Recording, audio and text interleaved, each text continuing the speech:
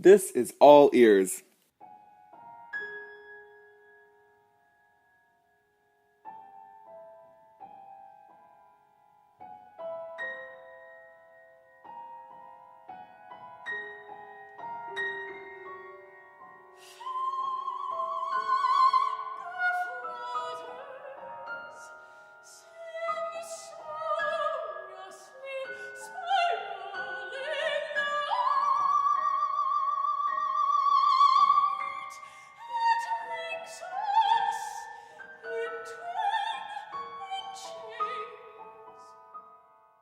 I'm Everett Hopfner, pianist, new music explorer, and now the host of this podcast.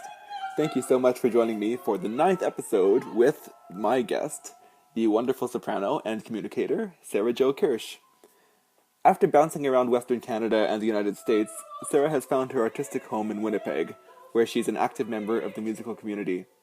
She sings often in duo with pianist Madeline Hildebrand, with the unique musical experimentalists The Gritty, and as a soloist with the Winnipeg Symphony Orchestra. Sarah was also the winner of the 2014 Eckhart Grammaté National Music Competition, and is building up a national and international profile. Our conversation is coming up right after this.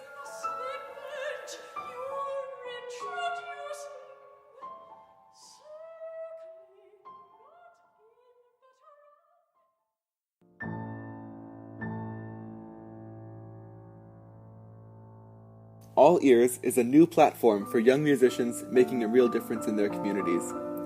New episodes are posted twice a month. You can go to my website, everetthopfner.com, to subscribe to the iTunes feed and make sure you'll never miss an episode. You can also explore the back catalog and find links and further information about all my previous guests. While you're there, please consider leaving a rating and a review in the iTunes store. It really does make a difference.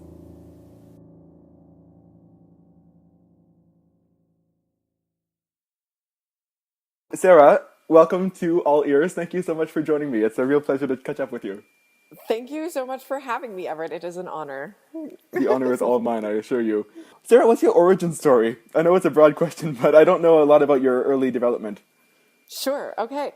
I was born in Cranbrook, British Columbia. I have two older brothers, and my parents at the time were running a hotel. And we moved to Calgary when I was about a year old, and I grew up there for the most part. Just before I turned 6, my parents found me a piano teacher who lived across the alley from the house that we were living in Chinook Park in Calgary. And so you go out the back lane and turn right, and then I would just go in her back gate. And she had an incredible studio of students, and she had this way to make people fall in love with music in the sense that she wanted them to understand it. Like, it changed my perspective on music, right? It made me realize that it wasn't just sound, it was an experience. It was something that we wanted to understand. And as I got older, and I continued studying with Dorothea Johansson, that was my teacher who lived across the alleyway.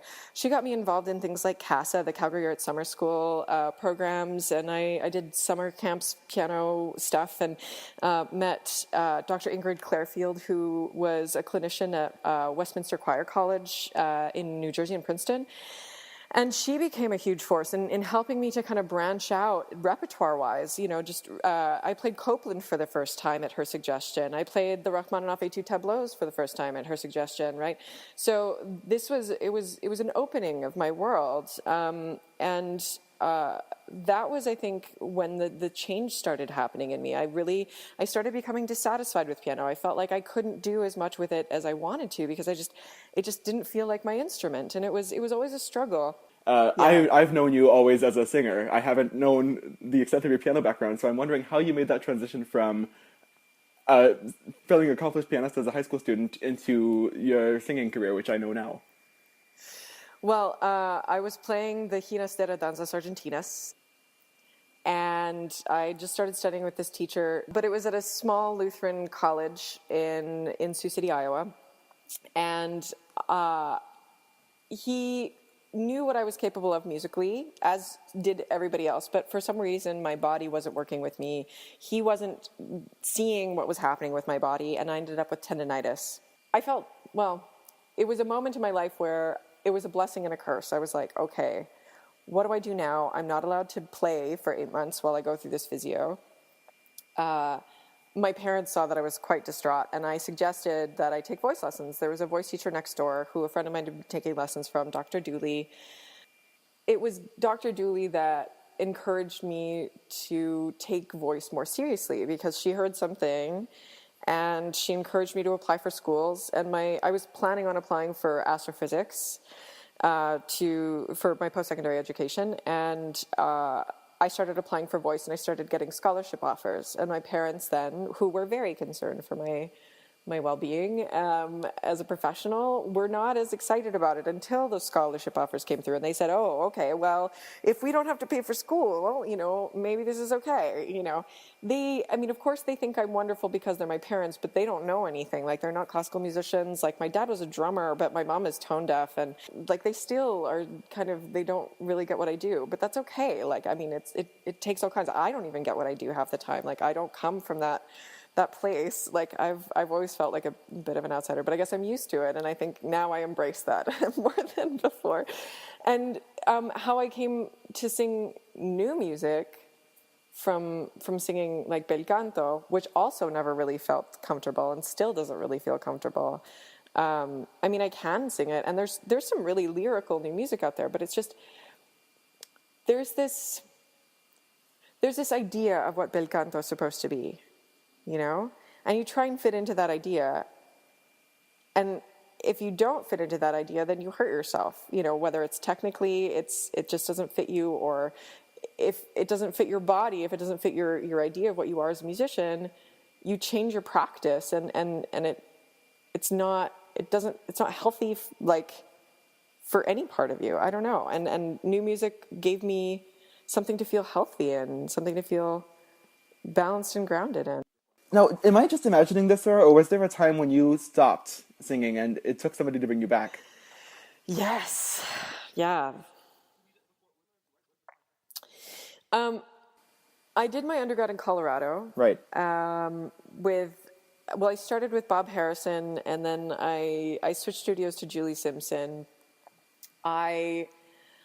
It was a school. The University of Colorado Boulder College of Music was, at least the time that I was there, a very graduate-focused program. I don't know if that's the case anymore, but as an undergrad in a graduate program, like, you get marginalized, right? And there were moments of marginalization, of moments where I felt like I was trying to accomplish something that I could do, and I was being stopped because I wasn't a graduate student. Right. There were moments, especially in the last year of my undergrad, particularly, right, which is devastating to me as a young musician, trying to do something and knowing I'm capable of something, and still being restricted only because of who I was in the system, not because of who I was as a musician, right, or an actress, And so that was kind of devastating. And so when I left the school, like, I had no interest. I had every interest in taking time off, and I had no interest in going back right away. But I didn't think it would be so long. I spent a year in Calgary, kind of teaching, very amateur students at this, kind of mom and pop corner shop music school, and I met my former partner, and who is now my best friend still. And we moved to Victoria, and I started working as an administrative assistant at the Harbour Authority in Victoria. Sarah, how did that feel when you're sitting in this office with a music degree behind you and you're doing stuff with the harbor? How are you feeling through all that? Were you feeling fulfilled and okay and happy with your work? No. Yeah, in a way, because I had never done it. So it was a new experience, right? Yeah, sure. In that sense, it was challenging. It was exciting because I was meeting new people. But Sarah, but that's not you.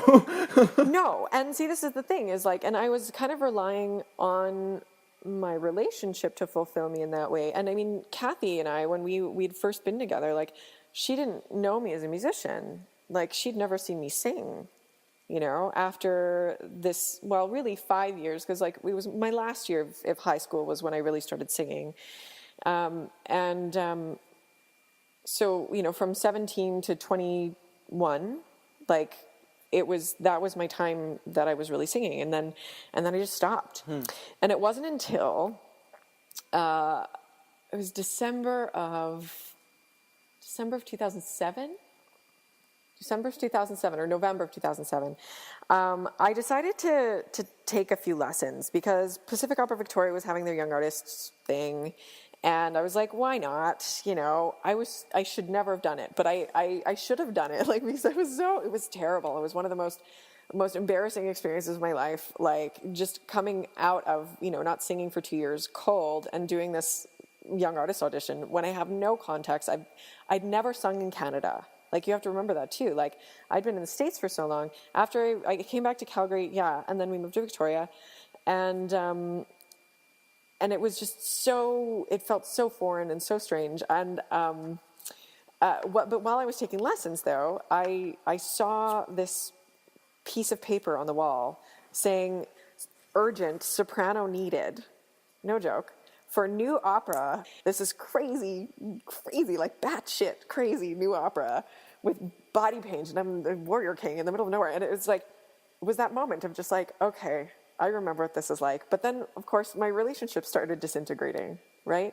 Because I remembered my identity, and I remembered that that's what I needed, not the relationship. And that codependency on the relationship turned into codependency on my art, and which it should be. I mean, my art is my life, and I think in a lot of ways, it wasn't what made us break up, but it was definitely something that made me realize who I was, and that I was being unfair to both me and to Kathy.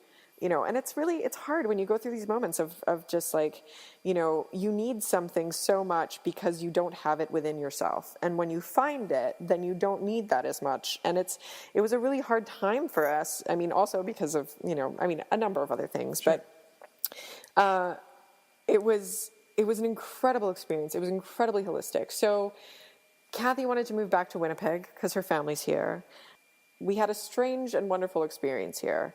And so I decided to move with her, and I emailed Mel Braun at the University of Manitoba, and I said, hey, I'm new in town. I don't really know what I want to be doing, but what do I do as a musician? Like, who do I talk to like start singing again, basically? And so he invites me over. We have this chat. Then he's like, did you bring anything to sing? And I said, sure, like we can do something. And I didn't bring any music because I wasn't anticipating having a lesson. So he whips out his, you know, anthologies, and I end up singing De Vieni for him. And then he's like, I don't know why you're not singing. And I said, I don't know either. He says, well, maybe you should think about applying for a master's degree. And I said, okay. So it was Mel. Mel was my guy. And not only was he my guy then, but he's still my guy now. Like, he, through my master's degree, opened, again, my eyes to the new, you know, showing me that I could sing things that weren't bel canto or weren't Mozart. Like, that was so huge for me. So, Sarah, at this point, you've been in Winnipeg for, I guess, almost longer than you've lived anywhere else, right? Yes, in fact, except Calgary, yeah. Right. So, I mean, you've had the opportunity through your master's, and now, as a professional working musician, you've kind of found yourself a bit of a home base. Can you just talk about the city of Winnipeg as a home base for a young musician? Oh, it's wonderful. It's a wonderful, wonderful place. I mean,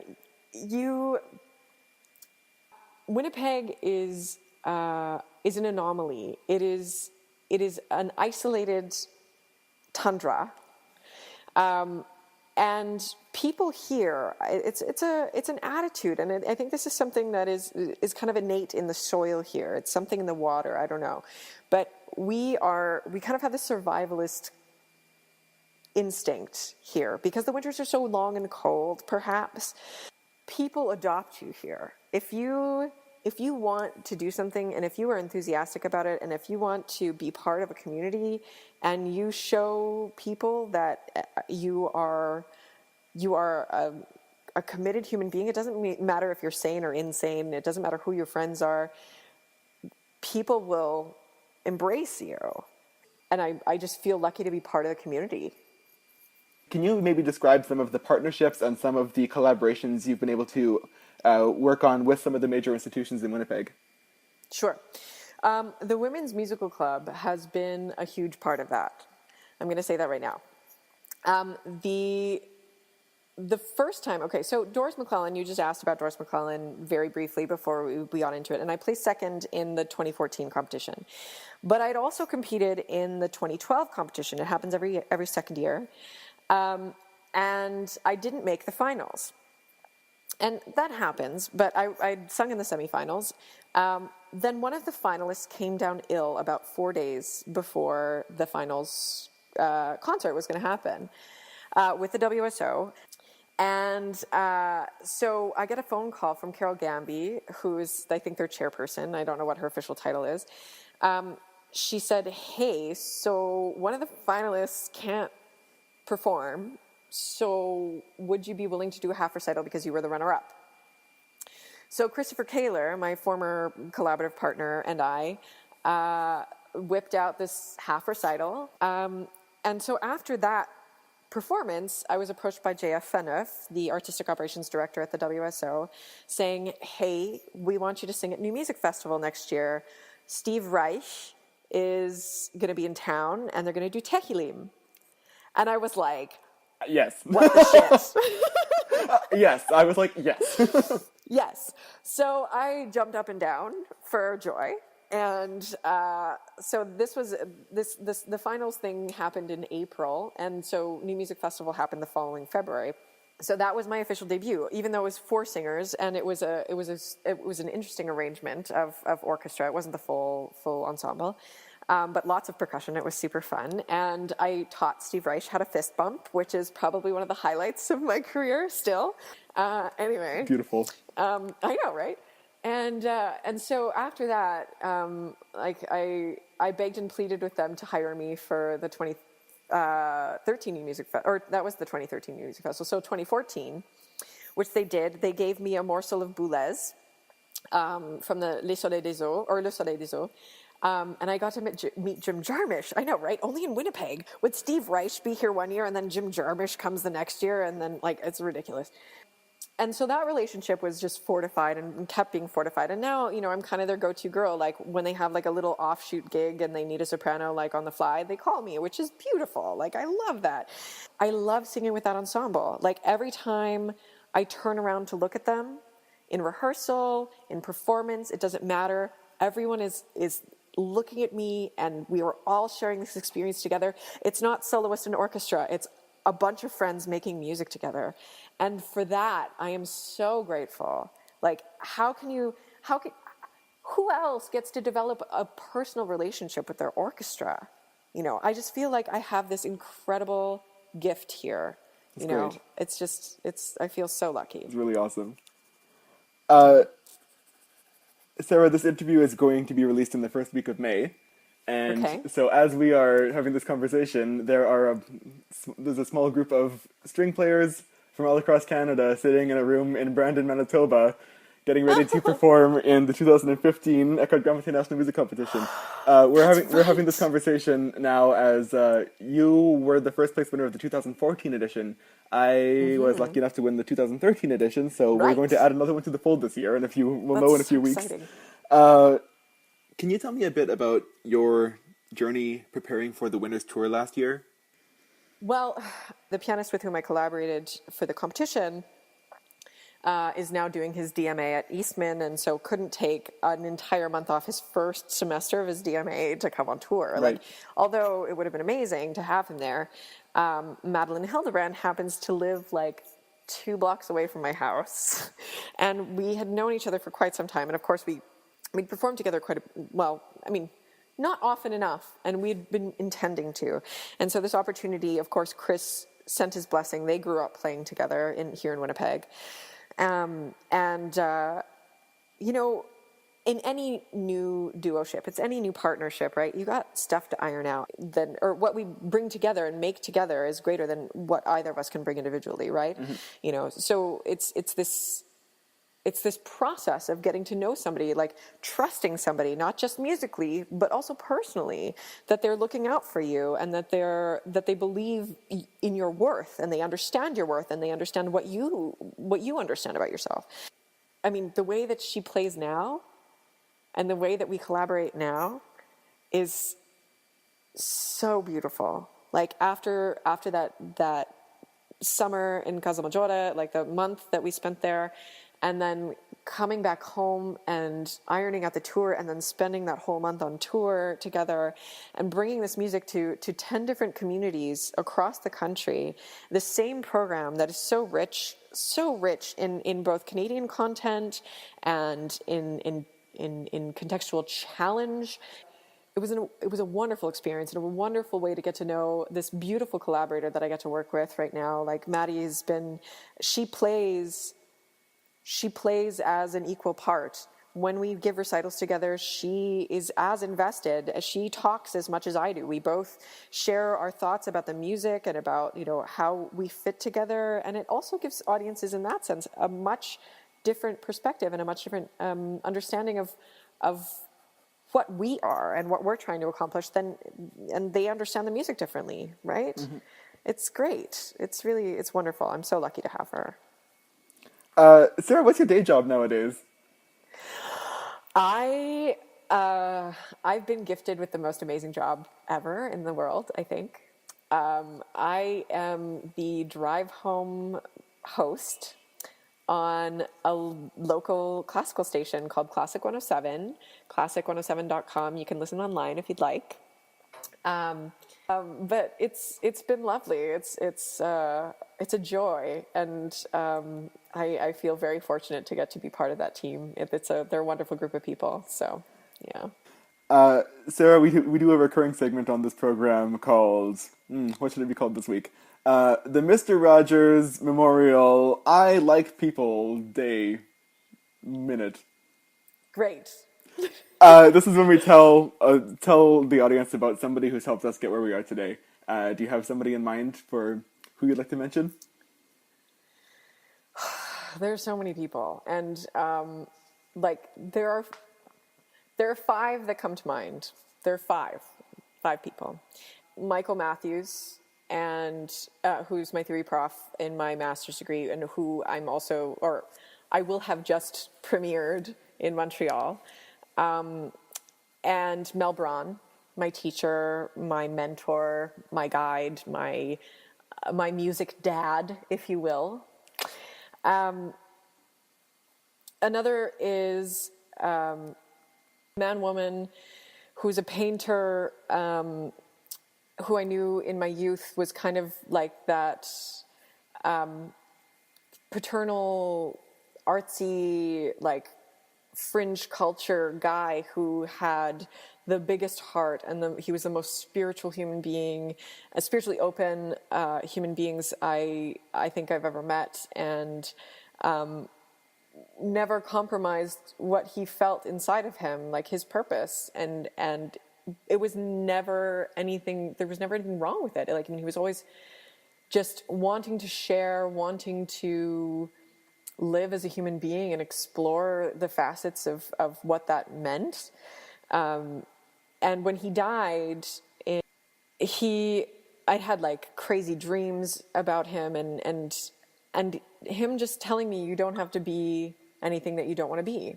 You are exactly what you need to be, and you don't have to fit into anybody else's mold. Basically, it was his thing, and that's a really powerful thing for somebody that has never felt like she's fit in, right? I also have a former student, Janice, who actually died about 3 months after Manny passed.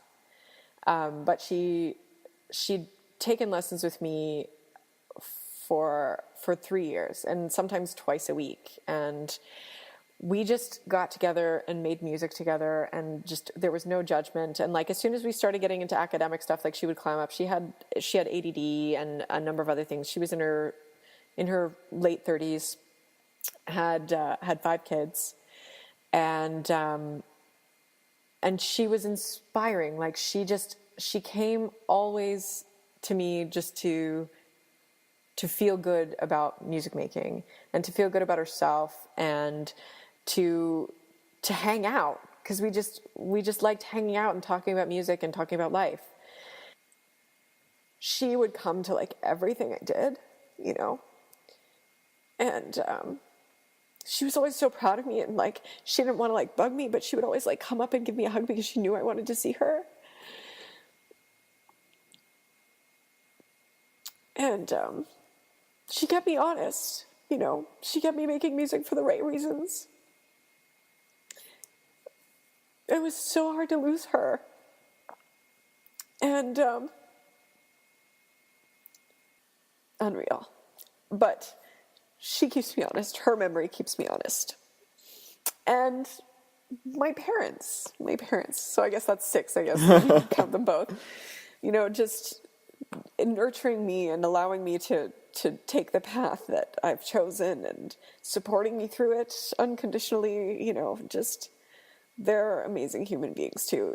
Despite their lack of you know, outward musicality, I mean, they are musical and creative people, and I'm so glad that they understand that about me and that they appreciate that about me and they foster that, and I think that's pretty much it. Those are my 6, I guess. There you go. I think I can let it slide this time, but only this once. Thanks. Do you want to take a minute? Oh no, I'm good. You're I'm good? good. I'm good. Okay. Yeah, but thanks. No, that's really beautiful, and what a great way to, you know, to carry her with you and to honor that legacy is to the lesson of having somebody that believes in you that strongly and somebody that supports you that much, and like you said, comes to you not just for music, but for all the right reasons, all the right reasons of why we do this thing. And to have somebody there who you say keeps you honest, like that's, to have that kind of memory with you, that's gonna keep you, that's gonna inspire you for so many years going down. So that's really really, as difficult as I imagine it must possibly be. That's how things go sometimes, unfortunately, and I mean, her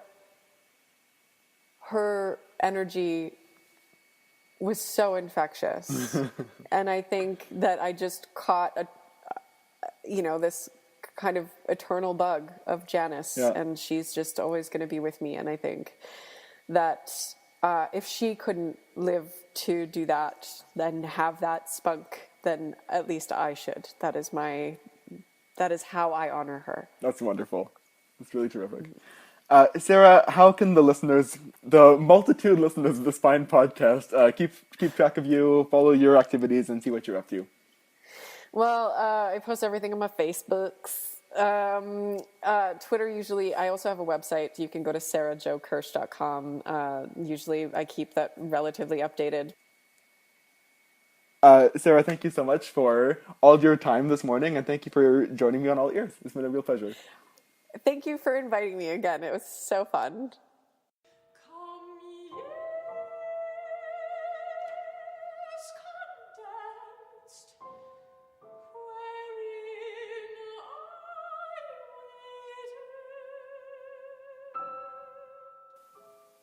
All right. Well, thank you to Sarah for sharing her story, and thank you, dear listener, for sticking with me, sticking with the little podcast that could. As we discussed in the interview, the Eckhart Grammatik competition is currently underway in Brandon.